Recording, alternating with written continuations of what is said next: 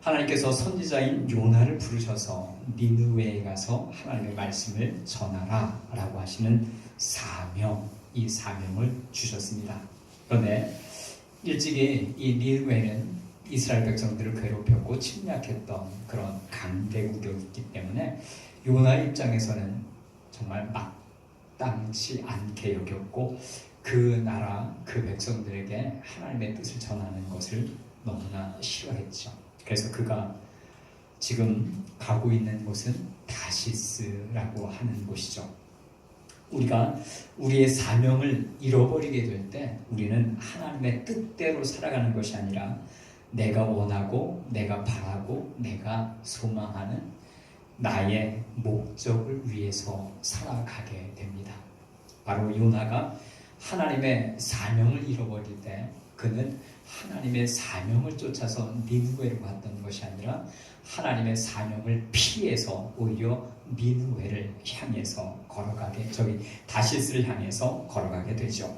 다시스는 자기의 목적지이고 자기의 의를 드러내고 자기의 확장을 드러내는 곳이 바로 이 다시스라고 하는 곳이죠. 그런가 하면 니느웨는 하나님의 뜻과 하나님의 말씀이 있고 하나님의 정말 사명이 있는 곳이 바로 니느웨였던 것이죠. 그런데 이 요나가 니느웨를 버리고 다시스로 가게 됩니다. 다시스로 가게 될 때 요나의 생명뿐만 아니라 우리가 요나서를 읽으면 알듯이 12만여 명이나 되는 니느웨의 백성들이 구원을 얻지 못하고 정말 하나님의 재앙과 저주를 받게 되는 것이죠. 하나님의 뜻은 그렇습니다. 모든 사람이 복음을 듣고 그 복음으로 말미암아 영생을 누리는 것이 아버지 하나님의 뜻입니다. 요나의 입장에서는 원수와 같은 나라일지 모르지만 하나님 아버지의 입장에서는 그들 또한 구원받아야 할 하나님의 백성이었던 것이죠.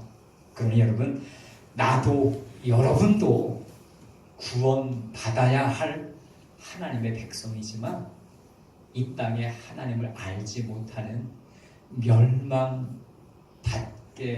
이르고 있는 그 사람들 또한 하나님의 구원을 받아야 할 하나님의 백성임을 늘 잊지 않는 저희들 되기를 간절히 소망합니다. 우리가 그리스도인이라면 그들은 인명의 그리스도인이라고 부르기도 하죠. 그리스도인 되어질 사람들입니다. 바로 하나님께서는 그들도 구원받기를 원하시고 그들도 영생에 이르기를 원하십니다. 왜냐하면 그들도 하나님의 형상으로 지음받은 하나님의 자녀요 하나님의 백성이기 때문입니다. 그런데 여기 요나는 니느웨로 가는 것을 거절하고 다시스로 향해서 갑니다. 그런데 이 다시스는 멸망의 길이 없고 이 다시스는 12만이나 되는 니느웨 백성들의 생명이 죽음으로 몰아가는 길이었죠. 우리가 때로는 하나님이 나의 주인이시고 하나님이 나의 왕이심을 선포하고 고백하지만 우리가 신앙생활이 점점 익숙해지고 그리고 그 신앙에 우리들이 점점 그 본래의 의미와 뜻들을 잃어버릴 때 우리는 신앙의 본질을 잃어버리게 됩니다. 즉 사명을 잃어버리게 되는 것이죠. 그럴 때 정말로 중요한 것이 뭐냐면 오늘 이 다시스로 향해서 가는 배, 이 배에서 풍랑이 일게 되죠. 이 풍랑이 일게 될 때에 많은 사람들이 자기가 믿는 신을 부르면서 막 외치게 됩니다. 그때 이 사건이 그로 말미암은 사건인 것을 요나가 알게 됐을 때 그는 자기를 잡아서 바다에 던지라고 이야기합니다. 사랑하는 여러분, 우리가 다시스를 향해서 갈 때 믿음의 길에서 벗어나서 잘못된 길을 걸어갈 때 우리가 하나님께로 방향을 틀 수 있는 방법이 있는데 그게 뭐냐면 우리를 누군가가 바다에 던지든가 아니면 나 스스로 내가 바다에 던져져야 한다는 사실입니다. 누군가가 던져주거나 아니면 나 스스로가 다시스로 가는 배에서 뛰어내려야 한다는 것이죠. 우리가 하나님을 향해서 가는 것이 아니라 우상 종교를 향해서 갈 때, 내가 하나님의 뜻을 위해서 가는 것이 아니라 내 뜻을 향해서 갈 때, 그 길은 멸망길이거든요. 그 멸망길을 향해서 갈 때 우리를 어렵게 여기시는 하나님은 풍랑을 만남을 통해서 우리로 하여금 깨닫게 하시죠. 그 순간 이 다시스를 향해서 가는 배에서 이 정말 익숙해 있는 그 분위기가 익숙하고 그 사람들이 매력적인 이 다시스를 향해서 가는 배에 올라있는 나의 상황에서 정말 뛰어내릴 수 없는 상황들이 너무나 많거든요.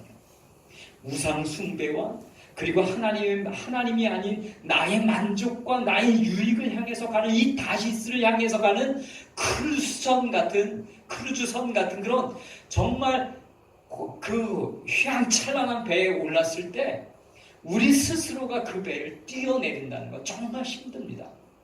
그 향락을 향해서 그 향락의 길을 향해서 갈 때 하나님은 어떻게 하든 그 길에서 벗어나서 하나님의 사명을 향해, 하나님의 뜻을 향해, 하나님의 나라를 향해 우리가 가기를 원하실 때 풍랑을 보내시는데, 근데 내가 뛰어내리든 다른 사람이 나를 그쪽으로 빠지게 던지든 둘 중에 한 가지가 반드시 있어야죠.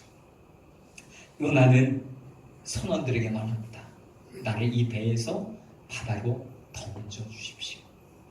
다시스로 향해 가는 그 배, 죽음을 향해 가는 배, 그 배에서 유일하게 살 수 있는 방법은 내가 뛰어내리는 것입니다.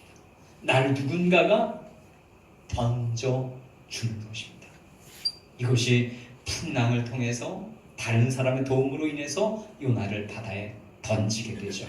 그때 바로 큰 물고기를 예비하사 요나를 삼키게 하셨고, 요나가 밤낮 3일을 물고기 뱃속에 있게 되는 것이죠. 자, 여러분, 하나님은 우리가 다시스를 향해서 갈 때, 하나님의 뜻을 거역하고 나의 유익과 만족을 향해서 갈 때, 하나님이 원하시는 하나님 나라를 향한 순례의 길이 아닌 멸망의 길을 향해서 갈 때 우리에게 풍랑을 보내셔서라도 우리를 흔들어 깨우십니다. 흔들어 깨우시면서 우리를 다시스로 향해서 가는 배에서 우리가 벗어나도록, 빠져나오도록 우리에게 기회를 주시는 거죠. 이때 여러분, 요나가 이 배에서 뛰어내립니다. 그리고 하나님이 예비하신 큰 물고기 배 속에서 3일 밤낮을 있게 되죠. 자, 여러분, 우리들의 인생을 어떤 이들이 이야기할 때 이렇게 얘기합니다.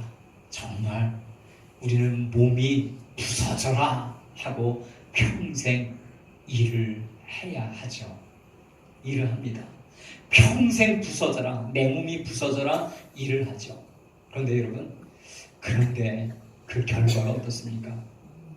평안하고 안락하고 그렇게 풍요로운 삶이 아니라 그렇게 몸이 부서져라 일한 결과가 결국엔 그 몸이 아파서 병원에서 그동안 모았던 돈들을 다 까먹고 탕진하는 경우가 많죠. 몸이 부서져라 이랬는데 그 몸을 고치겠다고 그동안 정말 피값 쓰고 정말 이 번 돈들을 다 병원에다가 다시 돌려주는 것이 우리의 인생이기도 하죠. 간혹가다 병원 신방을 갈 때 우리는 그들을 위로하면서 이런 말을 하죠. 하나님께서 그동안 너무 수고했으니까 쉬라고 하나님께서 잠깐 쉬라고 보내신 거야. 그러니 여기서 잠깐 쉬면서 회복하고 다시 신앙생활 열심히 하자. 이렇게 응원하시는 분들을 참 많이 봐요. 그렇습니다. 우리는 이런 기회가 아니면 쉴 기회가 없이 그렇게 바쁘게 힘겹게 삶을 살아갑니다. 그러다가 요나가 만난 풍랑, 우리도 그런 병이라고 하는 것을 통해서 잠시 잠깐 이 풍랑으로 인해서 쉼을 얻는 계기가 마련되죠. 그럴 때 이 계기를 왜 하나님께서 그에게 주시는가? 여러분 꼭 기억해야 합니다. 요나를 왜 풍랑을 통해서 흔들어 놓으셨을까요? 그 길로 가면 안 돼 라고 하는 메시지예요. 그 길은 너의 사명의 길이 아니야 라고 하는 하나님의 메시지예요. 너는 다시스로 가는 이 배에 올랐지만 너가 가야 할 길은 여기가 아니야. 너의 방향은 여기가 아니야. 너는 니느웨로 가서 하나님의 생명의 말씀을 전해야 될 사명이 있어 라고 깨워주시는 거예요. 흔들어 깨우셔서 그를 바다로 강제적으로 던지시는 거죠. 지금 요나가 물고기 뱃속에서 뭘 하고 있을까요? 하나님을 원망하고 있을까요? 왜 나를 풍랑을 만나게 하고 바다에 던져서 물고기 뱃속에서 3일 동안이나 이 캄캄한 그리고 정말 역겨운 냄새가 가득한 이곳에 나를 가두셔서 왜 나를 이렇게 힘들고 어렵게 하십니까? 라고 원망하고 있습니까? 아니라는 거예요. 요나는 지금 3일 밤낮을 물고기 뱃속에 있으면서 뭘 하고 있냐면 기도하고 있습니다. 기도. 자, 여러분, 야고보서 5장 13절에는 이런 말씀이 기록되어 있어요. 너희 중에 고난 당하는 자가 있느냐? 그는 기도할 것이요. 즐거워하는 자가 있느냐? 그는 찬송할지니라. 요나는 물고기 뱃속에서 하나님 앞에 원망하는 게 아니에요. 이 속에서 슬픔에 가득해서 하나님 앞에 애가의 그런 기도를 읊고 있는 게 아니에요. 이 기도의 내용을 보면 시편의 내용에 있는 기도들이 이 요나의 기도 속에 함축적으로 다 포함되어 있습니다. 구절들에서 따온 그런 단어들과 문장들을 연결해서 지금 요나가 기도하고 있어요. 이 말은 뭐냐면 그가 평상시에 시편을 가지고 하나님 앞에 늘 기도해 왔다는 거예요. 늘 기도해 왔던 이 기도의 문장들을 가지고 지금 요나는 하나님 앞에 기도하고 있어요. 그런데 그 기도의 내용이 뭐냐면 하나님 죽게 됐습니다. 하나님 내가 정말 곤고하고 정말 힘듭니다. 라고 하는 애가나 탄식의 기도가 아니라는 말이에요. 오히려 이 기도가 어떤 기도냐면 하나님 앞에 찬송의 기도를 올리고 있습니다. 요나는 하나님 앞에 슬퍼하며 하나님 앞에 원망하며 하나님 어떻게 이럴 수가 있습니까? 따져 묻는 게 아니라 오히려 이 속에서 구원은 하나님께 있습니다. 구원은 하나님께 있습니다. 그러면서 자기 자신은 여전히 하나님의 성전을 바라보겠노라고 하나님을 찬양하며 감사하며 고백하고 있는 거죠. 여러분, 풍랑이 그를 깨웁니다. 다시스로 가는 배에서 뛰어내리게 합니다. 그리고 이 풍랑과 이 뱃속에서의 3일 밤낮이 그가 기도하는 가운데 하나님을 만나고 다시 한번 그의 사명을 찾고 발견합니다. 이 말은 뭐냐면 그의 삶의 방향을 되찾았다는 말입니다. 다시스가 아니라 니느웨라고 하는 분명한 사명을 찾았다는 거죠. 그러면 우리에게 하나님께서 주시는 고난은 왜입니까? 왜 하나님께서 풍랑을 보내셔서 배를 흔들고 그 잠자던 요나를 깨워서 물속에 빠뜨리고 그리고 물고기 뱃속에서 3일 동안 밤낮 하나님 앞에 기도하게 하십니까? 이유는 고난이 목적이 아니라 그 고난을 통해서 삶의 방향을 틀게 하셨던 거죠. 다시스가 아니라 니느웨다. 나의 유익과 만족을 위해서 살아가는 삶이 아니라 하나님의 나라와 하나님의 영광을 위해서 살아가는 것이 너의 사명이다 라고 말씀하셨던 거죠. 자, 여러분, 하나님이 우리에게 고난을 주실 때가 있습니다. 그런데 이 고난을 고난으로만 받은다면, 우리는 그 고난을 통해서 배우는 것이 없다면 고난이 우리에게 유익이 되지 않습니다. 단지 원망과 불평거리밖에 되지 않겠죠. 그런데 사도 바울은 이 고난을 통해서 하나님의 음성을 듣고, 이 고난을 통해서 하나님과 친밀해지고, 이 고난을 통해서 삶의 방향을 하나님께로 수정하며 조금씩 주님을 향해서 나아갑니다. 요나가 지금 바로 그런 상황이죠. 하나님의 사명을 버리고 다시스를 향해서 걸어갔던 그 걸음, 하나님의 영광을 버리고 자기 유익과 만족을 위해서, 자기의 목표와 자기의 계획을 위해서 달려갔던 다시스, 그곳에서 뛰어내려 방향을 수정합니다. 고난은 우리에게 기도하라 주시는 하나님의 은혜입니다. 그럼 여러분, 우리가 혹시라도 병원에 계신 분들을 신방할 때 하나님이 잠깐 너무 고되게 힘들게 일했으니까 쉬시라고 주시는 거야. 맞습니다. 맞는 말인데, 쉬면서 무엇을 해야 하는지를 우리가 알아야 합니다. 지금 요나는 3일 밤낮을 갇혀있는 공간입니다. 이 갇혀있는 공간에서 오직 하나님만을 보고 있고, 오직 하나님을 향하여 모든 감각과 모든 촉을 주님께 세우고 있습니다. 그리고 그 기도하는 가운데 그의 사명을 발견하고 깨닫고 다시금 니느웨로 가고자 하는 마음과 결단을 갖게 합니다. 자, 여러분, 우리는 분명 가다 보면 삶의 궤도가 바뀌어질 수 있습니다. 하나님을 향해서 나아가는 우리의 발걸음이어야 하는데, 하나님의 영광보다는 이 세상의 유익과 만족에 빠져서 여기에 머물고 싶어하는 마음들이 곧 우리를 넘어지게 하고, 여기에 익숙해진 나머지 하나님의 나라에 대한 꿈과 소망은 잃어버린 채 여기 이곳을 향해서 우리의 마음을 빼앗길 때가 있는 것이죠. 하나님은 풍랑을 통해서 배를 흔드셨고, 잠자던 요나를 깨우셨고, 결국 바다에 던지셔서까지 그의 삶의 방향을 하나님께로 드셨습니다.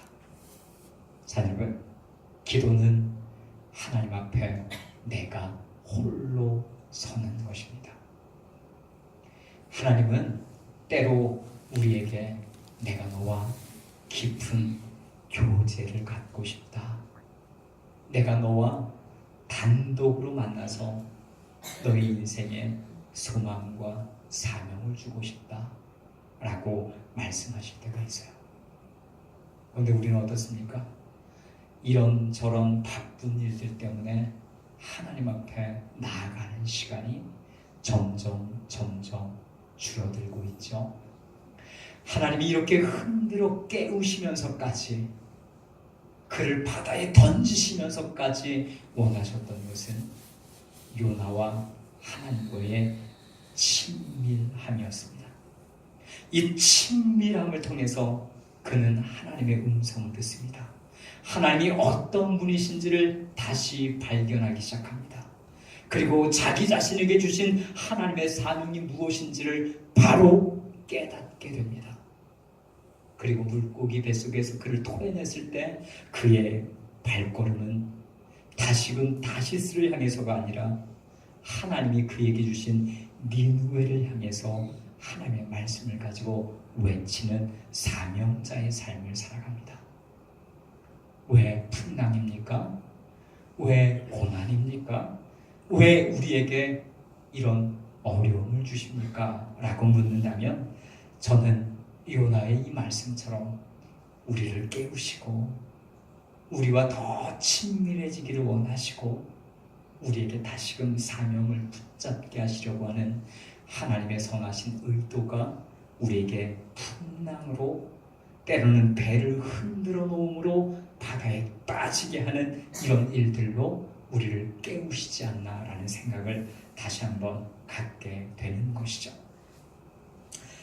로마서 8장 18절에 생각하건대 현재의 고난은 장차 우리에게 나타날 영광과 비교할 수 없도다 라고 말씀하시고요.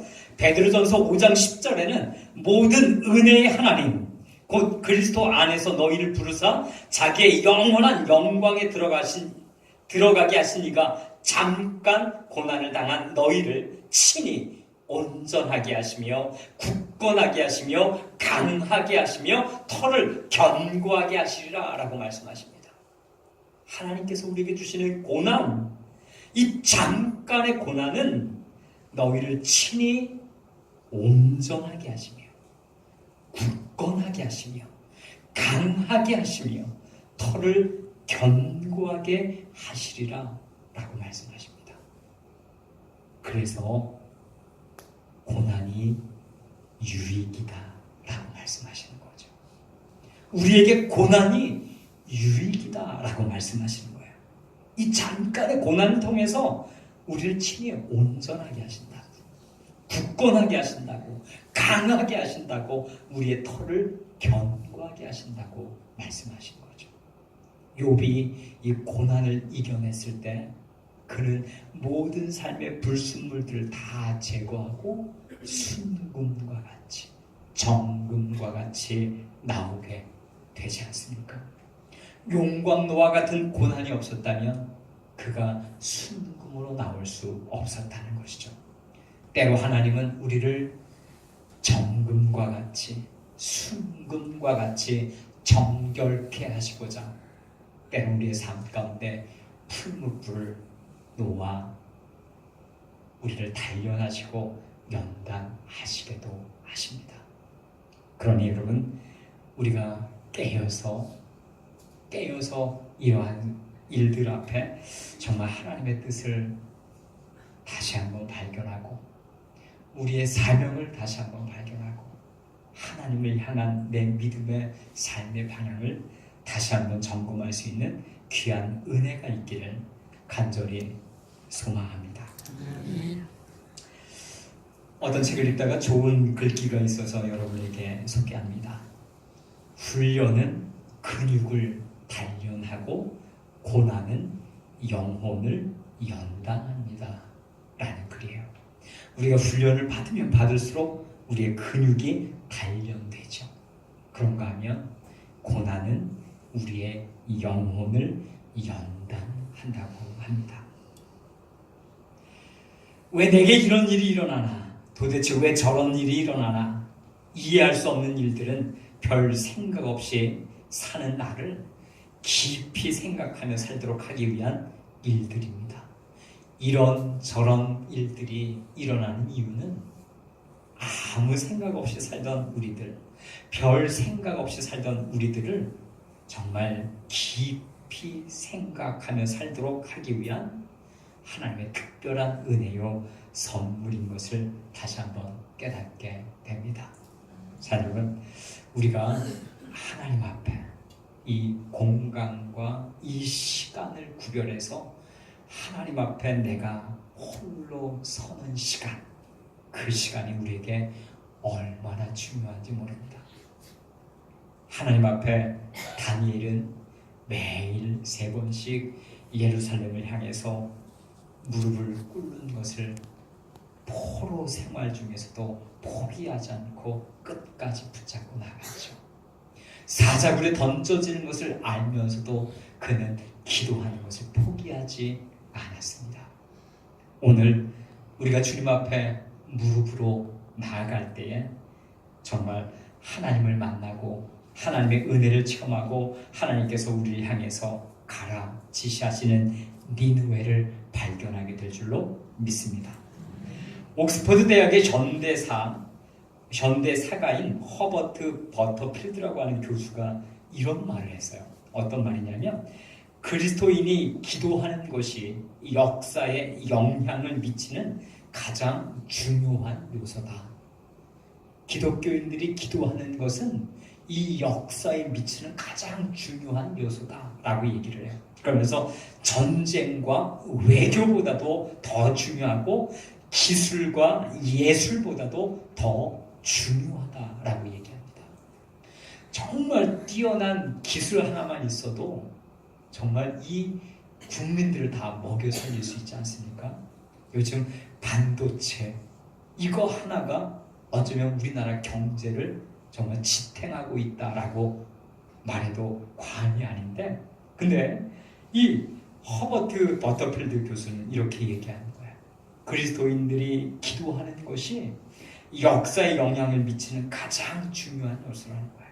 역사에 미치는 가장 중요한 요소. 그래서 전쟁과 외교보다도 기술과 예술보다도 더 중요하다라고 그렇게 말하고 있습니다. 하나님이 우리 때로 고난 가운데 몰아가실 때가 있어요. 풍랑 가운데로 몰아가실 때가 있어요. 때로는 건강을 정말 잃게 하시면서까지 우리를 몰아가실 때가 있어요. 물질을 막으면서까지 우리를 몰아갈 때가 있어요. 내 앞에 놓여있는 문들을 다 닫으면서까지 우리를 몰아가실 때가 있어요. 그때 우리가 해야 하는 것이 뭔지 아십니까? 하나님 앞에 나아가는 겁니다. 골방으로 나아가는 것입니다. 하나님 앞에 믿음으로 나아가서 그분을 배우는 것입니다.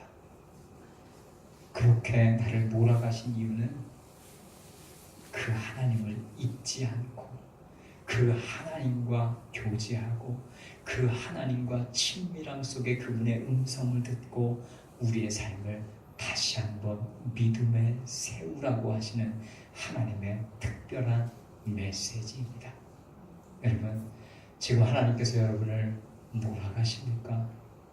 아니면 열린 것 같은 문들도 하나하나 다 닫혀서 출구가 없는 막막함 속에 있습니까? 그렇다면 여러분, 하나님께서 나에게 주신 하나님을 배울 수 있는 기회임을 믿고 그분 앞에 믿음으로 나아가십시오. 아멘. 기도의 자리로 나가십시오. 아멘. 괴로워하는 성도가 있다면 기도하라 라고 주님이 말씀하셨습니다. 고난당하는 자가 있다면 하나님 앞에 기도하며 나아가시기 바랍니다. 분명 하나님 안에서 그 문들이 다시금 내가 계획했던 것보다 더 큰 문들이 반드시 열리게 될 줄로 믿습니다. 아멘. 아니, 우리 인생에 이 문보다 더 중요한 하늘의 문이 열려지는 귀한 은혜의 시간이 될 줄로 믿습니다. 아멘. 마지막 한 문장을 저와 여러분이 함께 나누고 기도합니다. 내가 순간순간 감사를 결정하지 않으면 나를 불만에 빼앗기고, 기쁨을 결정하지 않으면 나를 짜증에 빼앗기고, 기도를 결정하지 않으면 나를 염려에 빼앗긴다. 내가 매 순간순간, 여러분, 매 순간순간 감사를 결정하지 않으면 나는 불만에 빼앗기게 돼요. 기쁨을 결정하지 않으면 나를 짜증에 빼앗기게 돼요. 내가 기도를 결정하지 않으면 나를 염려에 빼앗기게 됩니다. 기도하십시오. 기도할 때 염려가 바뀔 것이고 짜증이 바뀔 것이고 불만이 바뀔 줄 믿습니다. 아멘. 기도하겠습니다. 주님, 우리 인생의 목적지는 다시스가 아닙니다. 나의 만족, 나의 유익,